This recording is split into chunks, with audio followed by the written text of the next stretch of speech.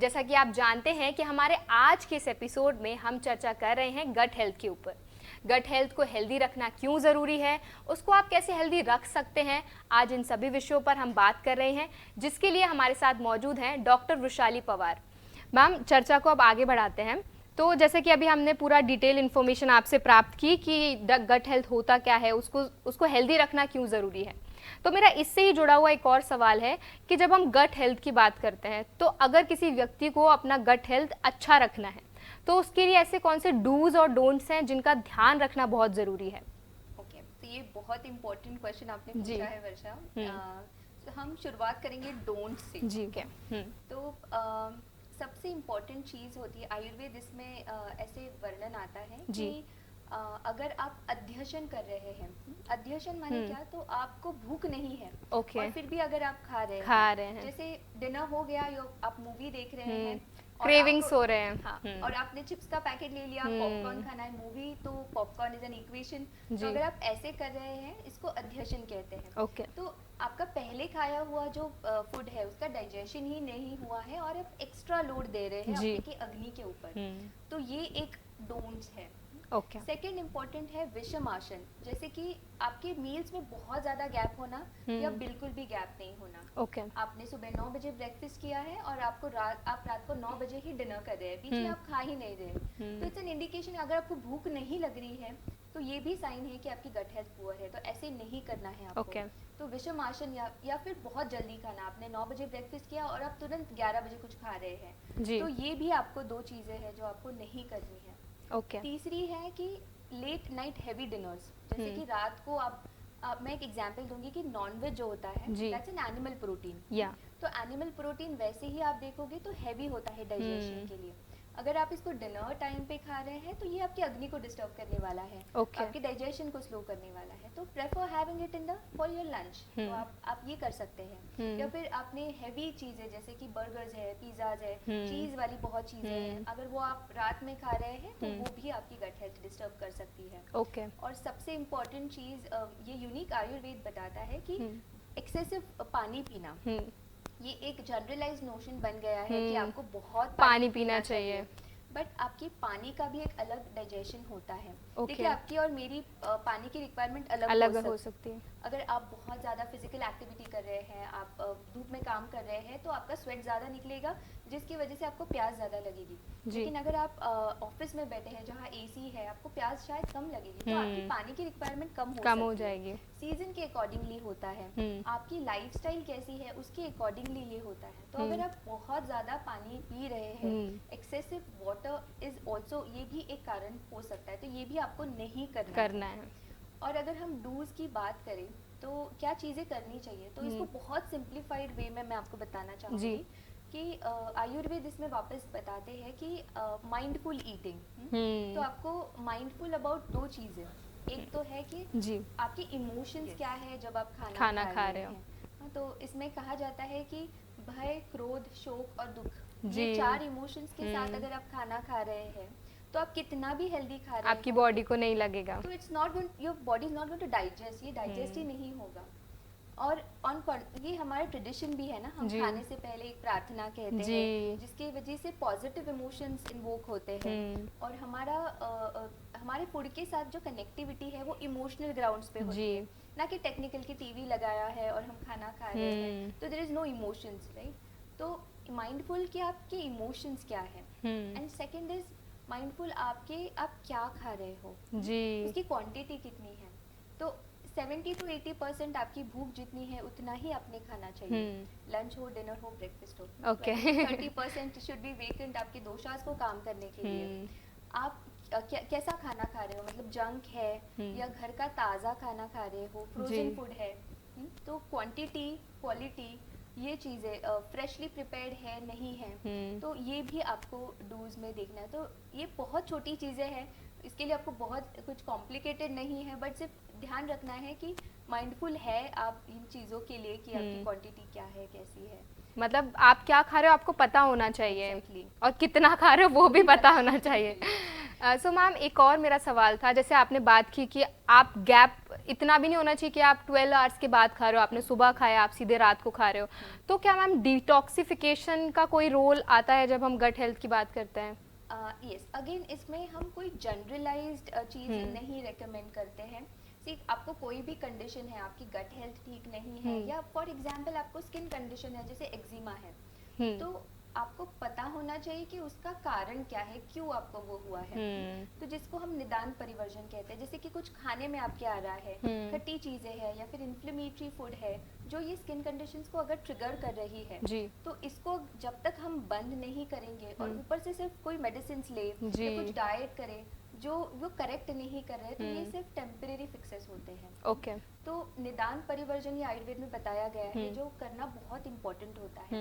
तो जनरलाइज्ड वे में हम कभी नहीं आपको कहेंगे कि आप स्मूदीज लो या फिर आप कोई जूसेस लो, कैरेट जूस या फिर बीटरूट जूस जैसे डिटॉक्स होगा, बिकॉज हर एक की बॉडी अलग होती है, हर एक की रिक्वायरमेंट्स अलग होती है, तो इसको जनरलाइज नहीं करना चाहिए। ऑन कॉन्ट्री टू दैट मैं ऐसे कहूँगी कि कुछ खाने की चीजें ऐसी है जैसे कुछ स्पाइसेस है कि हींग है या फिर जीरा है, ब्लैक पेपर है, ये आपके डाइजेस्टिव फायर या अग्नि को इन्वोक करती है या और अच्छा बनाती है। तो ये चीजें आपके खाने में आनी चाहिए। घी है, बटर मिल्क है या छाछ है, बहुत अच्छा होता है आपकी गट हेल्थ के लिए। तो ये चीजें, गर्म पानी, तो लेकिन कितना गर्म पानी, अभी लोग ये भी फॉलो कर रहे हैं कि मॉर्निंग दे कंज्यूम बहुत ज़्यादा पानी, 1 लीटर पानी पी लिया गर्म पानी। तो इतने आपको पानी की ज़रूरत भी नहीं होती है। 100 to 150 ml पानी सुबह इज़ सफिशिएंट। तो ये सारी चीज़ें जो है ये आपको जनरलाइज अगर कहना है तो ये आपको गट हेल्थ मेंटेन रखने में हेल्प करेगी, बट मैं रेकमेंड नहीं करूंगी कि कोई डिटॉक्स डाइट आप फॉलो करो। ओके। हम समर्स के टाइम में भी क्या हॉट वाटर काम करता है अगर सुबह हम पीते हैं? तो आप उसको गर्म करके ठंडा करके, मतलब तुरंत गरम नहीं पीना चाहिए। ओके। ऑल्सो मैम मेरा एक और सवाल था, बहुत से लोगों को लगता है कि दाल लाइक पल्सेस बहुत अच्छे होते हैं हेल्थ के लिए, लेकिन क्या रात के समय दाल को खाना सही है? इसमें सिर्फ एक्सेप्शंस है, ग्रीन मूंग है या और मूंग दाल है और मसूर है, ये जो आप दाल से ये थोड़ी लाइट होती है डाइजेशन में, तो आप ये खा सकते हैं। बट चने, छोले, राजमा जैसे जो पल्सेस है या दाल्स है, ये थोड़ी आपके वाता बढ़ाती है बॉडी में, तो आपको ये खाने के बाद थोड़ा ब्लोटिंग फील होता है या गैसेस होते हैं, तो it is a natural tendency वो फूड की, इसीलिए इट इज रेकमेंडेड कि आपको ये सुबह के टाइम में ही प्रेफरेबली खाना चाहिए। सिर्फ एक्सेप्शन है ग्रीन मूंग और मसूर की दाल। मैम एंटीबायोटिक्स को खा के क्या गट हेल्थ हमारा डिस्टर्ब होता है? यस वर्षा, ये भी एक बहुत इम्पोर्टेंट क्वेश्चन है। देखिए, एंटीबायोटिक्स की ज़रूरत जब हमको है, कोई इन्फेक्शन है, कोई बैक्टीरियल इन्फेक्शन है, तो इसके लिए ज़रूर आपने एंटीबायोटिक्स लेना चाहिए। बट उस एंटीबायोटिक को पता नहीं है कि आपके अच्छे बैक्टीरिया कौन से और बुरे कौन से हैं। तो इस सारे प्रोसेस में आपकी गट माइक्रोबायोम भी डिस्टर्ब होता है या गट फ्लोरा जो होता है वो भी डिस्टर्ब हो सकता है। और अनफॉर्चुनेटली ऐसे होता है कि बच्चों में ओवर अब्यूज नहीं होना चाहिए। अगर आपके बच्चे को वायरल इन्फेक्शन है तो वहाँ पे आपको एंटीबायोटिक्स की ज़रूरत नहीं है। तो ये बहुत वाइजली आपने यूज़ करना है एंटीबायोटिक्स को। और दूसरा इम्पोर्टेंट रीज़न ये भी है कि उसकी वजह से एंटीबायोटिक रेजिस्टेंस भी आ रहा है, कि जैसे कि आपको छोटा सा कुछ सर्दी खांसी है जिसमें आपको छोटी सी एक जो फर्स्ट जनरेशन एंटीबायोटिक से भी काम हो सकता है, लेकिन अगर आप बहुत ज़्यादा ले रहे हैं तो उसका रेजिस्टेंस आएगा जिसकी वजह से आपको हायर एंटीबायोटिक्स लेने की ज़रूरत पड़ सकती है। तो वाइजली अगर आप एंटीबायोटिक यूज़ कर रहे हैं तो बेटर है। ओके मैम, जब गट ट्रीटमेंट की हम बात करते हैं तो दो जो शब्द है वो बहुत सुनाई में आते हैं, प्रोबायोटिक्स एंड प्रीबायोटिक्स। तो ये क्या होते हैं, इनमें किसी तरीके का कोई डिफरेंस होता है और इनका काम क्या होता है हमारे बॉडी में? सो प्रोबायोटिक्स मतलब जिनमें कुछ लाइव माइक्रो ऑर्गेनिजम्स हैं, जैसे अगर हम एग्जांपल देखें तो कर्ड या फिर बटर मिल्क जिसमें लैक्टोबैसिलस है, तो उस फूड में ऑलरेडी कुछ माइक्रो ऑर्गेनिजम होते हैं कि जो आपके गट माइक्रोबायोम को के लिए फूड है।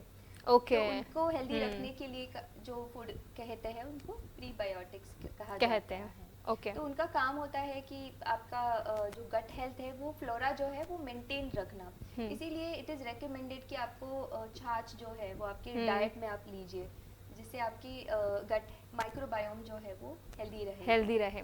ओके मैम, लास्टली मैं आपसे ये पूछना चाहूँगी, क्या कोई मैसेज आप हमारे ऑडियंस को देना चाहेंगी ताकि वो अपना गट हेल्थ और अच्छा कर पाए क्या कोई एक स्पेशल टिप्स कह सकते हैं अगर आप देना चाहें तो?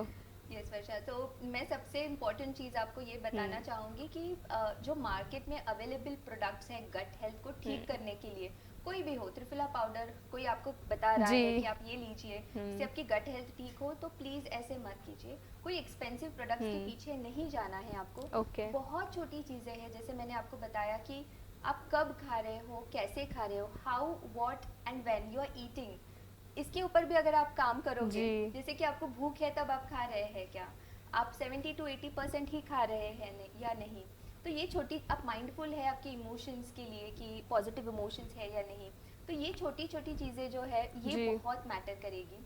और एक्सरसाइज आप दिन में कर रहे हैं या नहीं, 15 to 20 minutes of exercise is very important. बहुत ज़्यादा भी नहीं करना है, बिल्कुल भी नहीं करना है, बिल्कुल भी नहीं है, उसका आपको मॉडरेशन फॉलो करना है। इसके साथ आप खाने के बाद थोड़ा 100 to 200 स्टेप्स, जिसको शतपावली कहते हैं, आप वो कर सकते हैं। और जंक जो है फूड, उसको अवॉइड करना है। See, health is not a destination, ये जर्नी है एंड ये आपको समझना है। तो गट हेल्थ भी मेंटेन रखने के लिए आपको कुछ अलग करना नहीं है, ये छोटी छोटी चीज़ों में अगर आप करेक्शंस करोगे तो आप गट हेल्थ अच्छा रख सकोगे। जी बिल्कुल मैम, आज आपने हमें और हमारे सभी दर्शकों को जो आपने एक आयुर्वेदा का कनेक्ट दिया वो बहुत ही अच्छा लगा, क्योंकि उसको समझ बहुत अच्छे से आया कि ऐसा नहीं है कि हम मॉडर्न साइंस की बात करें, आयुर्वेदा में ऑलरेडी इन सब चीज़ों का वर्णन पहले ही किया हुआ है, और अगर हम उन्हीं चीज़ों का ध्यान देंगे तो आई एम श्योर सब एक हेल्दियर लाइफस्टाइल जी पाएंगे। Thank you so much ma'am, आज आप यहाँ आए और आपने हमें और हमारे सभी दर्शकों को गट हेल्थ के बारे में बताया, उसके लिए आपका बहुत बहुत धन्यवाद। थैंक यू वर्षा। दोस्तों, हम आशा करते हैं कि हमारे डॉक्टर के द्वारा आज जो जानकारी आपके साथ शेयर की गट हेल्थ के ऊपर, वो आपके ज़रूर काम आए, और जो टिप्स मैम ने शेयर की आप ज़रूर उनको अपनाएं ताकि आप अपना गट हेल्थ एकदम अच्छा रख पाएँ। इसके साथ ही हमारे आज के एपिसोड में बस इतना ही।